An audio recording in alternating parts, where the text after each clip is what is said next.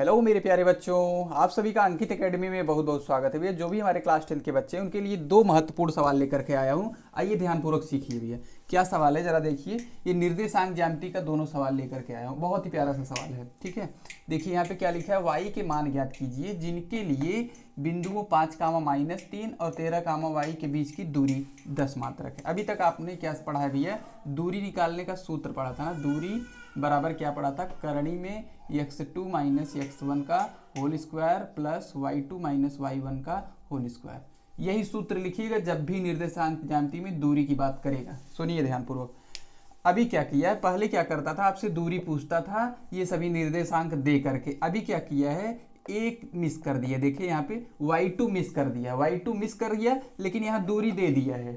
ठीक, आप जो जो वैल्यू आपको दिया है उसको उसके प्लेस पर रखिए जरा। दूरी आपको 10 दिया है, 10 रख दीजिए, ठीक है। बराबर करणी में इसको लिखिए, x2 कितना है भैया 13, माइनस x1 कितना है 5, 13 - 5 लिखिए और इसका स्क्वायर लिखिए, प्लस y2 कितना है, y है, y2 का मान y है, और -3 लिखना है, -3 लिखना है, ठीक है। इसका भी स्क्वायर लिख देना है, ठीक है। आगे बढ़िए। इधर है 10 बराबर करणी में 13 में से 5 जाएगा तो ये 8 आ जाएगा, और 8 का स्क्वायर कितना हो जाएगा, एक बार 8 का स्क्वायर लिख दो, प्लस इधर कितना हो जाएगा y+3 हो जाएगा। कितना हो जाएगा, y+3 हो जाएगा, ठीक है। y+3 का स्क्वायर हो गया। इधर आगे बढ़िए। इधर 10 = कितना हो जाएगा, इसका मान हो जाएगा करणी में 64 प्लस y+3 का होल स्क्वायर। अब इसके बाद ध्यान दीजिएगा, आपको क्या चाहिए, y का मान चाहिए। तो आप क्या करिए, दोनों पक्षों का वर्ग करिए, दोनों पक्षों का वर्ग करिए। वर्ग करने पर उससे क्या होगा, ये रूट खत्म हो जाएगा, इधर आपका 100 आ जाएगा, 10 का स्क्वायर 100 हो जाएगा, और इधर क्या होगा, करणी हट जाएगी, हो जाएगा 64 प्लस y+3 का होल स्क्वायर करिए तो हो जाएगा y² प्लस 9 प्लस 6y, ठीक है। a² plus b² plus 2ab मैंने कर दिया। अब ध्यान दीजिए, आपका यहाँ पे कितना है 64, ठीक है। सभी को एक तरफ हम लोग कर लेंगे, ठीक है। कितना बन जाएगा, सभी को मैं अगर एक तरफ कर लूँगा भैया तो हो जाएगा y², ठीक है। y², इधर हमारा कितना है 64 और 9 73 प्लस में है, ठीक है। y² प्लस 6y प्लस 73 है, और माइनस का 100 इस तरफ आ जाएगा बराबर 0, ठीक। आगे बढ़िए। हो जाएगा y² प्लस 6y माइनस आएगा कितना 27 बराबर 0, ठीक है। 73 - 100 मतलब -27, ठीक है। अब ये आ गया आपका द्विघात समीकरण। इसका गुणनखंड विधि से शून्य निकाल लिया जाए। अब मैं इसको देखो 9 × 3 = 27 कर दूं, प्लस 9 -3 लिख देता हूं, मतलब y² plus 9y minus 3y minus 27 = 0, ठीक है। कॉमन कर लिया जाए। इन दोनों में देखिए क्या कॉमन मिल रहा है, इन दोनों में देखिए क्या कॉमन मिल रहा है, ठीक है। इधर से कॉमन लेंगे आप तो y कॉमन मिल जाएगा, y कॉमन लेंगे तो बचेगा y+9। इधर से -3 कॉमन होगा तो बचेगा y+9, ठीक है। y+9 कॉमन कर लेंगे तो कितना आ जाएगा y-3, ठीक है। इसके आगे का मैं साइड में दिखाता हूँ।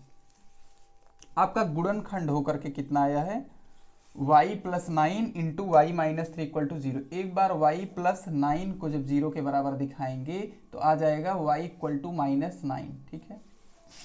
और दूसरा क्या वैल्यू आ जाएगा भैया, y-3 = 0 था तो y = कितना आ जाएगा +3। मतलब आप y का जो मान आएगा कितना आएगा 3 या -9, दोनों में से कुछ भी आप रखेंगे तो आपको 10 प्राप्त हो जाएगा, ठीक है। समझे ना। इस तरीके से इस सवाल को आप सॉल्व करेंगे। यहाँ तक आने के बाद एक आपका द्विघात समीकरण प्राप्त होगा, और जिस बच्चे को द्विघात समीकरण तोड़ना गुणनखंड विधि से आता है, इसका शून्य निकालना आता है, वो इसके आगे का देखो 1 2 3 लाइन में उत्तर पा जाएगा, ठीक है। ये बहुत ही प्यारा सा सवाल है, आता है एग्जाम में। सीधा सीधा वाला तो कम पूछता है, ये वाला ज़्यादा पूछता है भी, ठीक है। चलिए इसके आगे वाले सवाल की तरफ चलते हम लोग। इसको मैं मिटा देता हूँ।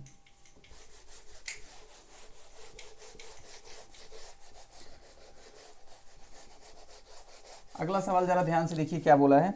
बोला है कि उस बिंदु के निर्देशांक ज्ञात कीजिए जो बिंदु 4, -3, 8, 5, क्या क्या बिंदु 4, -3 और 8,5 के जोड़ने वाले रेखा को 3:1 मतलब इधर तिगुना लेंथ और इधर 1 गुना लेंथ में विभाजित कर रहा है। इसका मतलब ये आपका m1, ये आपका m2 है। ठीक है, आपके पास सब कुछ है तो इसका निर्देशांक पूछा है, मतलब आपका x y का मान पूछा है। x बराबर क्या होता है, x बराबर होता है m1 x2 plus m2 x1 बटे में m1 प्लस m2। निकाल लीजिए, m1 का मान 3 गुणे 8 प्लस 1 गुणे 4 बटे में 3 1 4। इसको हल करेंगे भैया कितना आ जाएगा, 8 त्रिक 24 4 28, 24 4 28 बटे 4 काटेंगे कितना बार जाएंगे, 7 बार। तो आपका x का मान कितना आ गया, 7 आ गया। आपका x का वैल्यू कितना आ गया, 7 आ गया। इसी तरीके से y का भी निकाल लिया जाए। y इक्वल टू कितना होगा, m1 यानी 3 गुणे, एक बार सूत्र लिख देता हूँ ना, ठीक है, m1 y2 plus m2 y1, ठीक है, बटे में m1 प्लस m2, ठीक है। m1 3 गुणे y2 5 प्लस इसके बाद m2 1 गुणे y1 माइनस 3, ठीक है। आपका हो गया m1 y2 m2 y1 बटे में दोनों जोड़ करके 4 आएगा, ठीक है।